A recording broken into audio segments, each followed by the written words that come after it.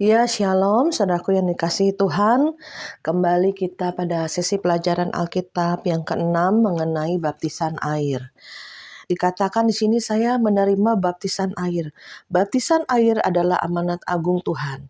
Jika suatu amanat kita harus benar-benar melakukannya. Sebelum Yesus naik ke surga, dia juga memberikan amanat agung. Jadikanlah semua bangsa muridku dan baptislah mereka dalam nama Bapa, Putra, dan Roh Kudus. Amanat itu harus dilakukan. Apalagi sebagai orang percaya, di mana Yesus adalah Tuhan dan Juru Selamat bagi kita, maka amanat agung itu harus dilakukan, harus dilaksanakan. Kita baca di dalam Matius 28 ayat yang ke-19. Karena itu pergilah, jadikanlah semua bangsa muridku, dan baptislah mereka dalam nama Bapa dan Anak dan Roh Kudus. Ini adalah satu perintah, saudara ya. Dikatakan jika semua murid Tuhan Yesus itu harus menerima baptisan. Baptisan di sini dalam akar kata baptiso, ya, diselamkan. Jadi saudara yang pernah dibaptis percik, pernah dibaptis, ada yang dibaptis juga pakai bendera, saya baru tahu juga ya. Jadi harus melakukan baptisan selam ya, karena selamkan, dikuburkan ya. Ada satu gambaran, ada satu kayak perumpamaan ya saudara. Dan kemudian bangkit lagi hidup baru bersama Yesus. Sepintas di dalam Markus 16 ayat 16 dikatakan, siapa yang percaya dan dibaptis akan diselamatkan, tetapi siapa yang tidak percaya akan dihukum. Jadi kita yang percaya Yesus sebagai Tuhan dan Juru Selamat, hati percaya, mulut mengaku, oh iya Tuhan, aku orang berdosa. Aku membutuhkan Engkau, aku ini tidak bisa ya membuang semua dosa ya, bahkan dosa keturunan nenek moyang, dosa orang tua kita, bahkan dosa kesalahan yang kita perbuat.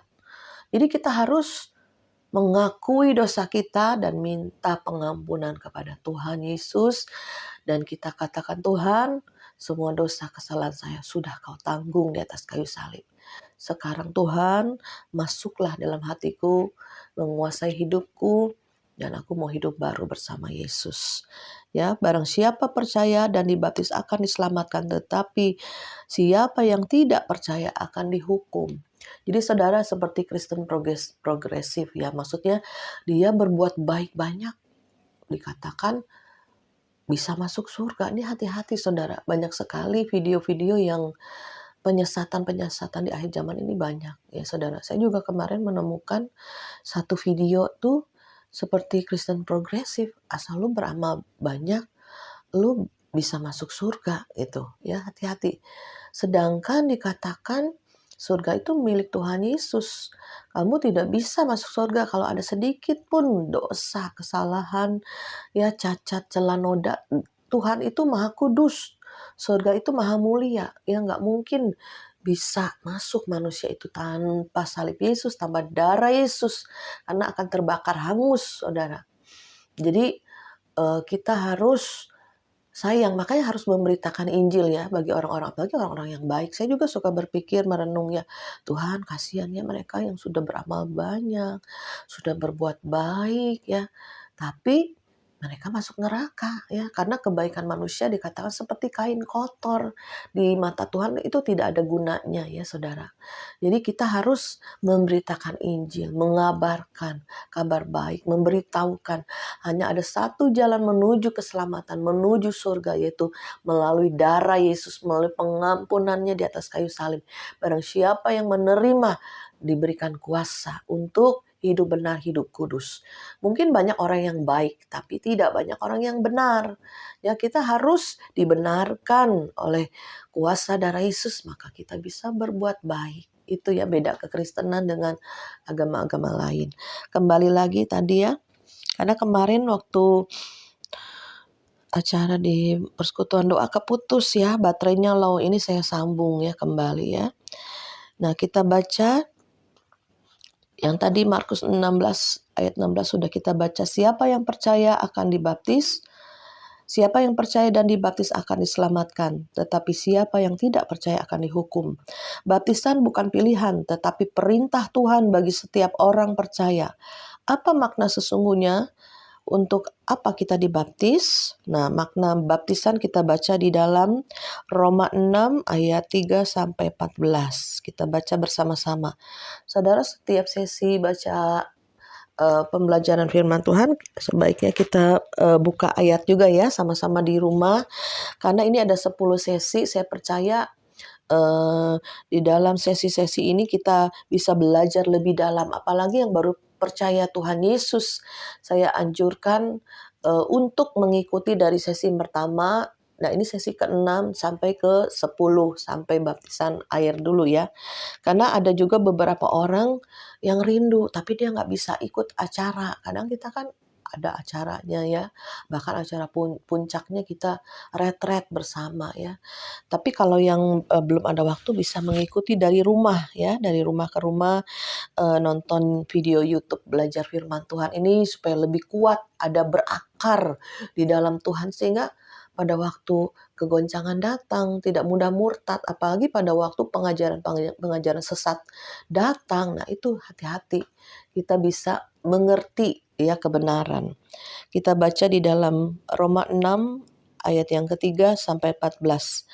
Atau tidak tahukah kamu bahwa kita semua yang telah dibaptis dalam Kristus telah dibaptis dalam kematiannya? Ya, jadi baptisan air itu baptisan kematian daging. Seperti Yesus mati di atas kayu salib, dagingnya dicabik-cabik, darahnya bercucuran untuk menebus dosa kita semua. Lanjut, ayat yang keempat, dengan demikian kita telah dikuburkan bersama-sama dengan Dia. Dia itu Yesus oleh baptisan dalam kematian, supaya sama seperti Kristus telah dibangkitkan dari antara orang mati oleh kemuliaan Bapa, demikian juga kita akan hidup dalam hidup yang baru. Ya, kita mati bersama Kristus, bangkit hidup yang baru. Ayat yang kelima, jika kita telah menjadi satu dengan apa yang sama dengan kematiannya, kita juga akan menjadi satu dengan apa yang sama dengan kebangkitannya. Jadi ada kuasa kebangkitan ya. Pada saat kita mengalami kematian-kematian daging, kita akan mengalami kebangkitan bersama Yesus. Yaitu manusia roh ya yang muncul. Bukan kedagingan lagi ya, bukan emosi daging lagi, tetapi roh kita yang sesungguhnya, manusia roh kita yang sesungguhnya akan muncul. Lanjut ayat 6, karena kita tahu bahwa manusia lama kita telah turut disalibkan supaya tubuh dosa kita hilang kuasanya, ya, agar jangan kita memperhambakan diri lagi pada dosa. Jadi saudara, kita tahu sekarang manusia lama kita, ya, kejahatan kita, kemarahan kita, keegoisan kita, apalagi kepahitan, ya, caci maki, kelemahan, semua saudara telah turut disalibkan.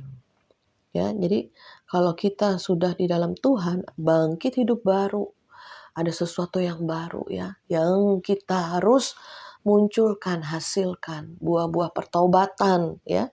Karena baptisan air itu baptisan pertobatan. Nah, setelah kita dibaptis air, harus muncul buah-buah pertobatan. Jangan lagi hidup dalam dosa, jangan lagi berkata kotor, jangan lagi berpikir selalu negatif, jangan punya hati yang busuk, apalagi mulut yang sumpah serapah. Banyak hal yang harus dikubur bersama baptisan air ini. Ya, jadi kita harus sungguh-sungguh minta pertolongan Tuhan.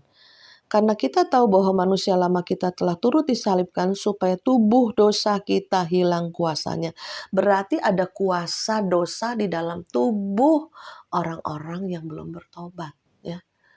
Nah, tubuh dosa ini masih bisa ya untuk berbuat jahat, untuk mencemarkan tubuhnya, misalkan dengan bercabul, berzina, ya saudara.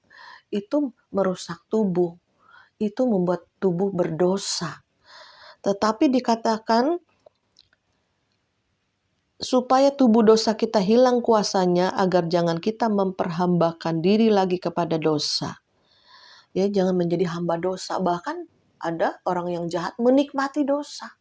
Dosa itu menjadi satu kenikmatan. Ini hati-hati saudara. Menipu ya, apalagi berzina, apalagi memuaskan diri ya, misalnya makan, gelojoh, merusak diri juga. Banyak hal yang harus kita proses, kita bentuk, yang harus kita kerat yang harus kita matikan kedagingan kita, hidup di dalam hidup baru bersama Yesus. Ya kemarin ada satu kesaksian ya, di mana ada teman ya, dia itu bekerja di satu perusahaan. Kemudian dia beli barang. Nah, melalui online hati-hati saudara, ternyata penipuan.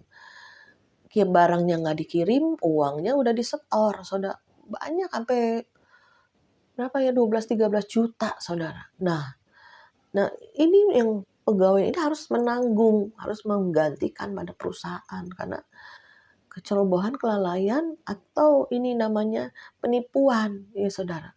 Seperti kemarin juga online, anak saya baju 200-300 ribu. Udah dibayar, tapi bajunya nggak dikirim. Ya akhirnya hilang, saudara. Hati-hati, ini akhir zaman akan ada banyak orang-orang jahat, akan ada banyak penipuan-penipuan. Ya. Tapi yang kena ini ya udahlah, maksudnya kita harus berbesar hati, mengikhlaskan, karena nggak mungkin diganti lagi karena hilang ya, nomornya hilang ya, dari internet ya, dari WhatsApp ya, udah hilang, nggak kecari lagi orangnya. Nah, yang harus kita lakukan berkoreksi diri, kita berdoa, melepaskan pengampunan, kita juga berkoreksi diri ya. Kadang apa yang terima yang nggak enak, yang nggak baik tuh kadang ada tabur tuai. Jadi kita harus berkoreksi diri ya. Nggak selalu, oh nanti Tuhan akan gantikan lagi, Tuhan akan kembalikan lagi dengan cara yang lain. Memang ya ada mujizat, tetapi kita harus belajar untuk berkoreksi diri ya. Kadang untuk mematikan kedagingan itu kadang melalui masalah, melalui pergumulan. Ya itu mengalami kematian demi kematian daging. Kadang kita masih marah, masih emosi, ya, masih menikmati dosa. Akhirnya apa yang ditabur dituai, saudara. Ya kayak kemarin juga. Ya, jadi istri muda ya, dia menerima ganjaran lah ya ibaratnya. Kena penyakit kanker payudara. Nah itu saudara, jadi kita harus membedakan ya untuk apa tabur tuai, apa memang pikul salib, gua nggak salah dijadikan bersalah. Ada juga saudara ya, tiba-tiba difitnah, tiba-tiba dikatain jahat, tapi nggak berbuat salah. Gua nih baik sama dia, tapi kok dia balasannya jahat. Nah ya, kadang ikut Tuhan tuh nggak gampang, pikul salib sangkal diri.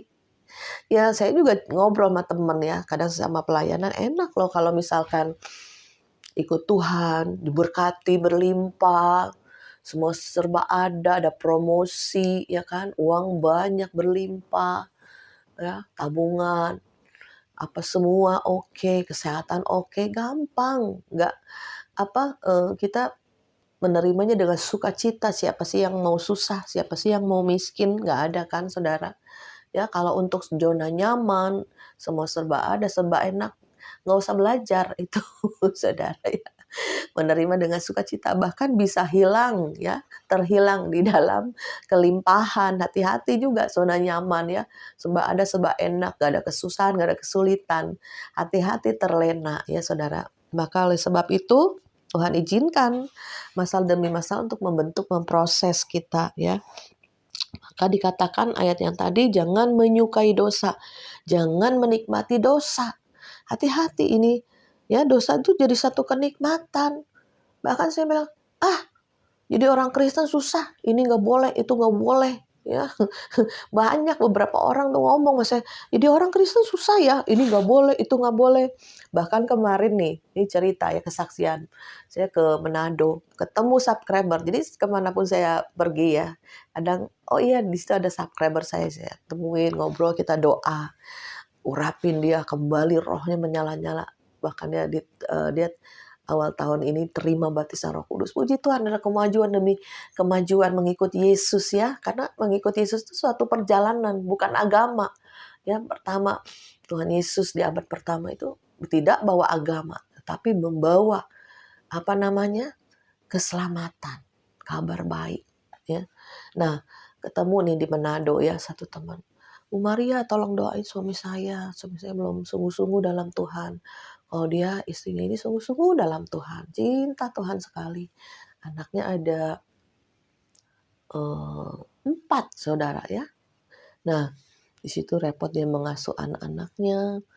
Terus, iya nih kalau suami saya bilang gini, "Ah gua nggak mau ikut Tuhan dulu dah, kalau ikut Tuhan nanti susah, gua nggak boleh ini, nggak boleh itu. Nanti gua ikut Tuhan, gua jatuh miskin," katanya. Ya kita berpikir, "Kok ngomongnya begitu ya? Mungkin pekerjaannya apa ada yang salah, apa yang nggak beres?" Bisa juga ya, karena biasanya pemurnian setelah bertobat terima Yesus, kok hidup gue makin susah, ya kan? Itu pemberesan, pemurnian. Mungkin hidupmu yang dulu tidak benar ya, hidupmu atau pekerjaanmu menyimpang ya dari kebenaran firman, bisa dibersihkan dulu ya saudara. Jadi kita harus benar-benar mengalami ya, mengalami proses, mengalami salib. Barang siapa ikut aku, pikul salib, sangkal diri ya. Jadi kita ikut Tuhan tuh nggak selalu ya, nggak selalu enak, nggak selalu berkat terus ya saudara. Bahkan tanda tanya nih ikut Yesus kalau enak terus, berkat terus, nggak ada didikan ya. Nggak ada yang namanya ujian ya. Kalau SD, SMP, SMA aja kita mengalami ujian, harus mengikuti ujian. Nah, Tuhan juga mengadakan ujian-ujian kepada kita semua. Apakah iman kita kokoh, apakah kita berakar, apakah kita sungguh-sungguh iman kita ya. Pada waktu naik tingkat kita berhasil melewati ujian ya. Dan saya pernah tanya satu hamba Tuhan, kedewasaan seseorang itu gimana? Dilihat dari apa? Dilihat daripada saat dia mengalami ujian masalah-masalah hidup dan dia boleh menang. Dia bisa lewatin, dia bisa berkemenangan, dia tidak jatuh, tidak kecewa, tidak pahit ya. Ataupun tidak murtad lah ujungnya ya. Saya juga pernah mengalami, sekarang ini kan lagi gencar nih ada satu ya oknum lah ya hamba Tuhan SH juga di Surabaya ya. Pukul-pukulin istrinya saudara ya pakai apa namanya pakai besi ya. Saya juga aduh mengenaskan sekali sampai anak-anaknya juga melerai gitu ya. Maka setelah 20 tahun disiksa oleh suaminya, suaminya enak-enakan main apa perempuan-perempuan lain, foto-foto bersama perempuan-perempuan lain ya. Dan herannya dia bahkan hamba Tuhan, pendeta saudara. Di mimbar lain, di rumah lain itu yang seringkali munafik ya. Maka kalau orang bilang, kok Cimaria kayaknya fanatik ya daripada munafik, mendingan fanatik ya, sungguh-sungguh ya cinta Tuhan. Ya disitulah ya saudara ya. Maksudnya kita ini melihat nih pada waktu ini lagi gencar ya, lagi proses nih pengajuan banding suami juga lagi menggugat ya saudara. Nah itu kan tersebar di mana-mana ya di WhatsApp ya kan. Anak saya juga lihat, mami dulu juga kan begini katanya gitu. Iya memang saya juga ya bukannya saya bermaksud menjelekkan suami ya, saya udah mengampuni ya. Tapi itu peristiwanya sudah lama, kira-kira 20 tahun yang lalu ya. Nah, memang suami saya juga pakai KDRT ya karena dia ada perempuan lain. Nah, kayak kesetanan, pakai gesper, saya dipukul, saya cuma tahan-tahan begini ya. Nah, anak saya yang mendengar, anak saya yang melihat, anak yang besar. Kemarin berapa hari bilang, Mami tahu nggak? Dulu aku pernah teriak sama papi. Cece kalau udah besar, Cece akan bunuh papi. Cece kalau udah besar, Cece akan bunuh papi. Dia teriak-teriak. Cece kalau udah besar, Cece akan bunuh papi. Katanya dia teriak-teriak sama papinya. Papinya dengar ya saudara ya. Jadi saya juga kok dia bisa begitu ya. Anak saya tuh baru waktu itu kelas 4, kelas 5 SD saudara ya. Itu banyak pertengkaran, banyak proses, hampir saya murtad saudara. Kenapa? Udah nggak tahan, udah nggak ada uang, ya udah dia macem-macem juga KDRT sampai ribut ya. Tetangga sebelah ini, tetangga rumah saya ini yang datang melerai. Karena saya pikir, waduh kalau saya dipukulin terus pakai gasper mati saya. Saya masih waras ya, bisa gua mati ini begitu ya.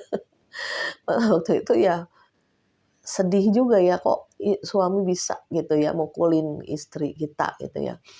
Waktu itu semalam untungnya Tuhan kayak kasih lihat saya ada film sinetron lah di TV ya, dilawan. Apa lagi bertengkar apa dilawan. Jadi saya pikir, lawan, lawan, lawan, lawan, lawan kita pukul-pukulan ya. Dilerai, tetangga datang. Ya, ini kalau tetangga nggak datang bahaya, tetangga dengar dari tembok, ini kan perumahan, datang ke rumah, ada apa, ada apa, ada apa, ada apa, jangan gitu, jangan gitu, jadi kita dipisah, dilerai ya. Nah disitulah sejak itu tidak mukul-mukul lagi ya. Jadi ada hal-hal yang kita jangan apa ya, terus gitu ya, terus dipukulnya kayak perempuan ini yang di Surabaya ini 20 tahun dipukulin, dihajar sama suaminya, bahkan anak-anaknya juga ya. Nah, dia mungkin capek lelah hidup demikian pakailah kamera tersembunyi. Kalau zaman saya dulu kan belum ada kamera tersembunyi ya, Saudara. Dulu baru apa ya, Nokia gitu ya, SMS lah, SMS ya. Akhirnya dia lapor ya. Jadi saya juga mengalami kematian demi kematian daging. Harusnya berontak. Harusnya suami gue yang mengasihi aku. Harusnya suamiku yang mencukupi saya.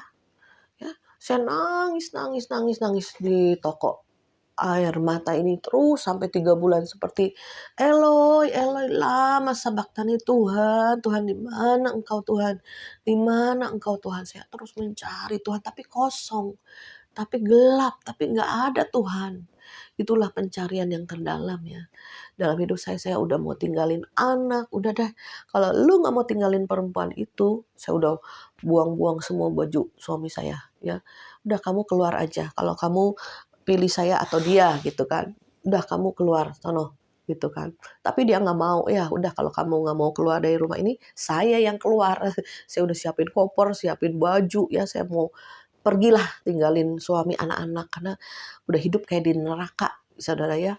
Udah nggak kuat, nggak tahan gitu ya. Terus Tuhan pakai nih anak saya yang kecil. Si Andre itu umur 3 tahun, 4 tahun.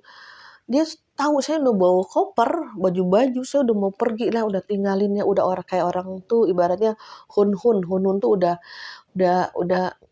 nggak waras nih, udah nggak mikir waras lagi, udah mau ninggalin anak-anak semua ya. Udah nggak tahan lah ya, nggak bisa berpikir jernih gitu ya. Anak saya, "Mami, jangan tinggalin aku, Mami, jangan pergi." Waduh saudara, itu Tuhan pakai anak saya yang kecil, anak satu-satunya cowok ya, ya. Hati saya terenyuh. Iya ya, dia teriak nangis gitu. Saya bilang, Tuhan, kalau saya tinggalin anak-anak saya, gimana mereka masih kecil-kecil? 3 tahun, 4 tahun. SD kelas 4, kelas 5, 3 anak gimana? Papinya juga lagi ngawur hidupnya, lagi mungkin stres ya. Akhirnya saya nggak jadi pergi ya. Proses itu bukan sehari 2 hari loh saudara. Ya seperti perempuan yang di Surabaya itu prosesnya 20 tahun. Saya juga waktu itu bertahun-tahun ya dari tahun 2001 sampai 2016 itu bener-bener prosesnya Tuhan, aku gak kuat Tuhan, aku gak kuat gitu ya. Udah menjerit-jerit, udah pokoknya kayak orang gila kali ya. Kalau saya ada sawah gitu ya, saya pergi kemana ada sawah, saya teriak wow, saya teriak wow gitu, saya kayak melepaskan apa namanya, melepaskan apa ya, hati gitu yang capek, yang penat, yang nggak tahu apa harus dilakukan gimana lagi gitu, yang nggak kuat gitu ya. Terus inilah ya kita perlunya dekat Tuhan. Tuhan selalu mengingatkan, tinggal sedikit waktu lagi, engkau jangan melepaskan kepercayaanmu bahwa aku akan memberikan upah yang besar. Saya waktu itu udah niat mau murtad. Aku mau pergi, aku mau ninggalin Tuhan. Apa? mana Tuhan? Kok nggak tolong? Mana Tuhan? Ya kalau saya ceritain banyak loh saudara, banyak sekali yang saya alamin ya. Mengenai KDRT ini hanya satu hal lah yang saya cerita. Ya, jadi memang apa yang ditabur di masa lalu yang jahat diterima. Ya, jadi kita semua tidak luput dari hukuman tabur tuai. Ya, jadi menaburlah yang baik, kita akan menuai yang baik. Ya, kita menabur doa, menabur air mata, menabur usaha jerih lelah kita, apapun ada hasilnya. Demikian juga dosa, ya. Demikian juga hal yang tidak baik, kita akan terima juga. Masa enak-enakan, oh kata iblis sih dia percaya Yesus masuk surga, tapi dia ada dosa-dosanya di masa lalu. Harus dituai dulu saudara. Harus mengalami dulu apa yang ditabur yang jahat diterima ya, bisa kena penyakit ya, seperti berbuat dosa apa bisa jadi kena penyakit, bisa bangkrut ya, misal dulunya kerjanya nggak benar, sering nipu orang, nah akhirnya dia mengalami kesulitan ekonomi ya. Jadi banyak hal yang kita harus sadar ya untuk bertobat sungguh-sungguh. Saya juga gak hanya soal keluarga, juga dalam pelayanan juga saya mengalami banyak hal, kematian demi kematian daging ya. Bahkan saya bilang ini bisa mengalami 1000 kematian supaya rupa Kristus makin nyata ya. Apa sih yang terrobek di jiwa ya? Kadang jiwa kita terrobek, jiwa kita sakit ya, maka muncullah apa yang dari roh ya, apa yang muncul dari roh yang sudah diirami Roh Kudus, maka muncullah pengampunan, muncullah kesabaran, muncullah banyak hal yang baik ya. Pada saat jiwa kita terrobek mengalami masalah-masalah yang berat ya. Dalam pelayanan juga pernah saya semobil sama teman-teman gitu ya. Marah, emosi, teriak-teriak di mobil saya. Padahal kita mau ke gereja nih, ke gereja yang baru kita mau datangin. Waduh saudara, kata-katanya tajam, menusuk, menyakiti hati ya. Kita sebagai ketua persekutuan doa, bukan enak-enakan ya. Kalau mungkin datang ngumpul berdoa kebaktian udah selesai bubar. Kalau kita mah enggak kayak gitu. Kita dekat, kadang satu ranjang, satu tidur ya, maksudnya satu retret, kita dekat banget sehingga bisa memaki kita, bisa mencurigai, bisa negatif, bisa apapun, mulutnya jahat. Saya sampai datang ke gereja, pendeta itu bilang, ya, saudara, siapa yang mau datang ke mesbah Tuhan? Kembali untuk dibakar menjadi sesuatu yang harum. Aduh, saya menangis ya dalam pujian penyembahan di gereja, pas nyampe ke gereja itu ya. Ngena banget ya, bahwa kita ini seperti korban yang dinaikkan kembali ke atas mesbah, dibakar kembali. Saya sampai nangis, gerung-gerungan, saya nangis ya. Mengalami masalah dalam pelayanan juga alamin saudara. Bukan enak-enakan, mengalami proses dengan teman-teman dalam pelayanan. Dibakar lagi. Saya tahu Tuhan, saya tidak bersalah, tapi dipersalahkan.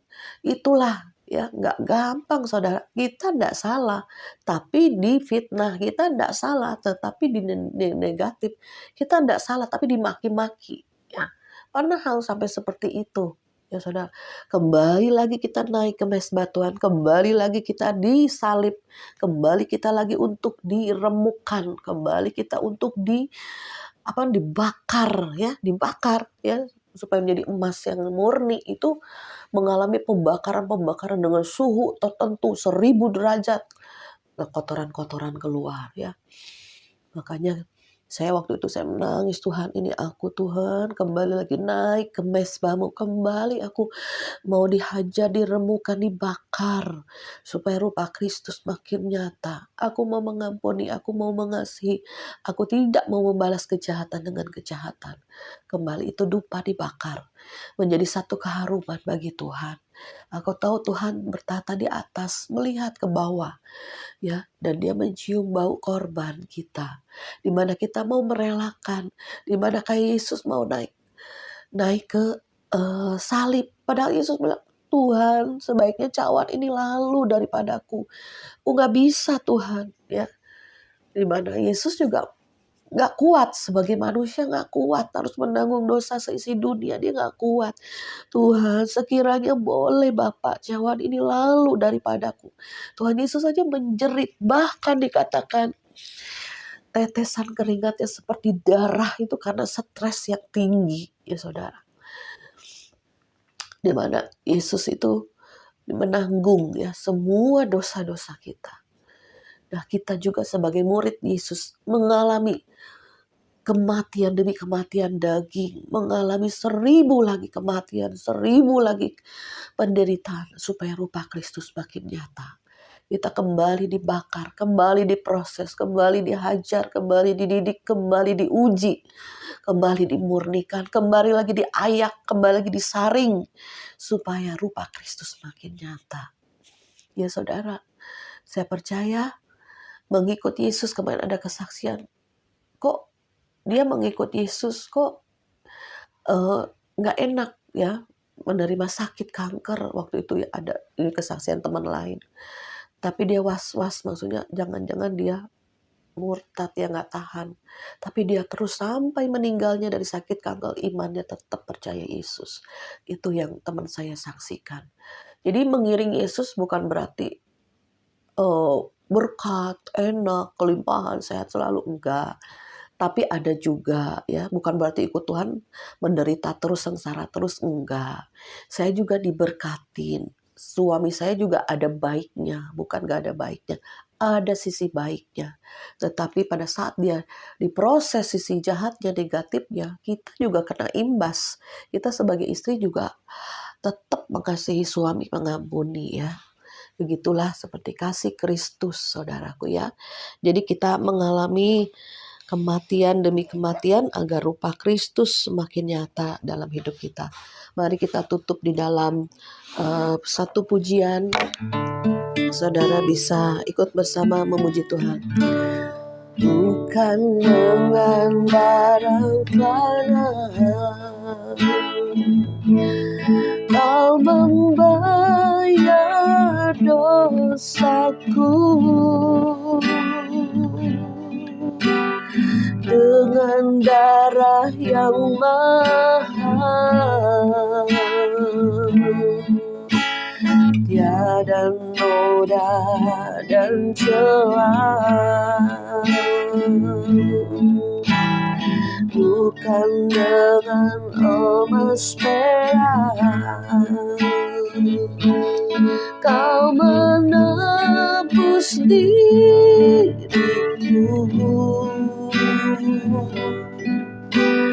oleh segenap kasih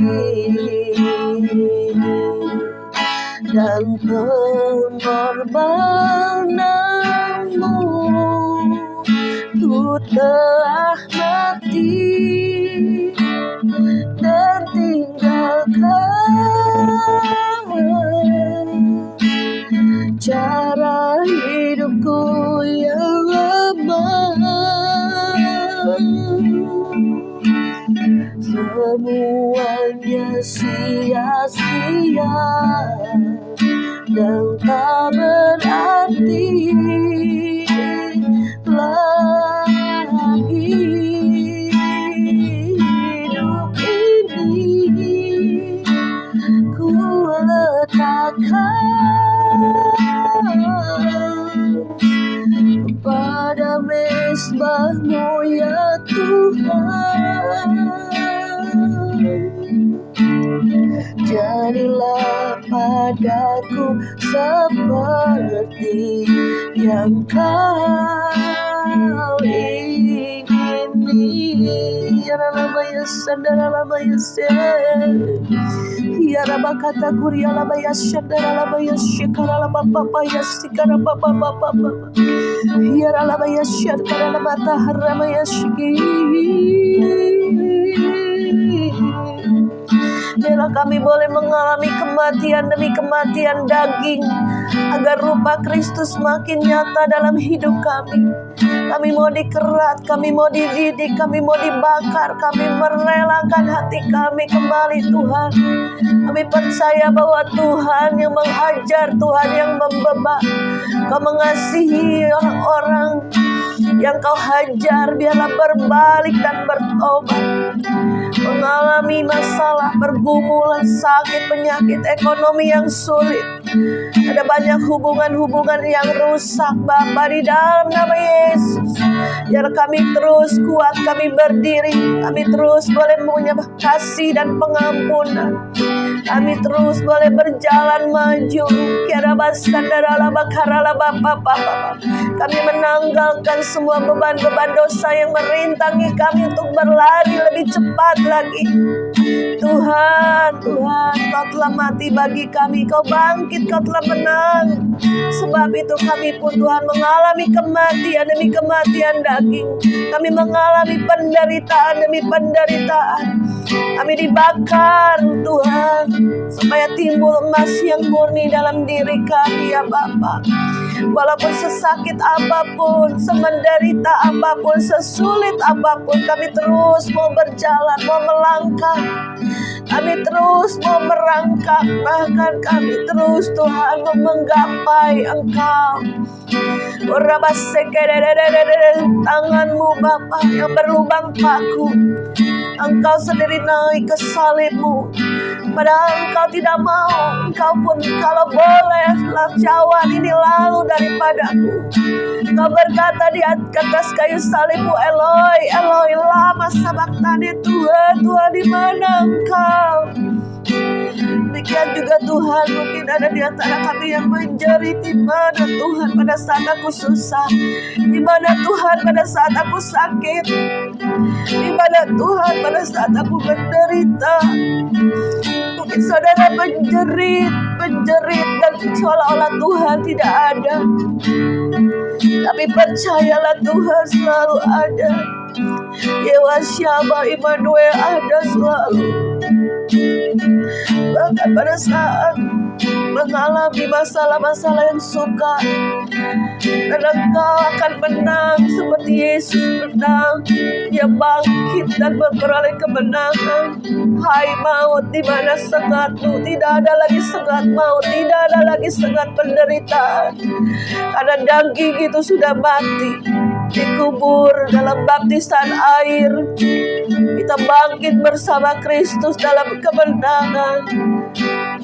Terima kasih Bapa, terima kasih Yesus, terima kasih Roh Kudus. Kau terus beracara dalam setiap kami. Kami boleh mengalami kematian demi kematian daging, bahkan 1000 kematian, supaya rupa Kristus makin nyata dalam hidup kami. Hidup kami yang kami hidupi sekarang ini bukan diri kami lagi, tapi Engkau yang hidup di dalam kami. Terima kasih Tuhan Yesus pada sesi baptisan air ini, dan kami boleh mengalami pertobatan demi pertobatan yang sejati. Kami mau dididik, diproses, diuji, dimurnikan, hingga suatu hari Kau pakai kami menjadi alat kemuliaan-Mu. Pakai semua Tuhan yang mendengar YouTube Pas Agape ini. Engkau sendiri yang terus akan berperkara. Kau sendiri akan mendidik. Kau sendiri yang akan menguji hati. Dan biarlah kami boleh menang, karena Engkau sudah menang. Bisa melewati semuanya dengan baik dan naik tingkat. Terima kasih Roh Kudus. Terima kasih Tuhan Yesus. Haleluya. Amin.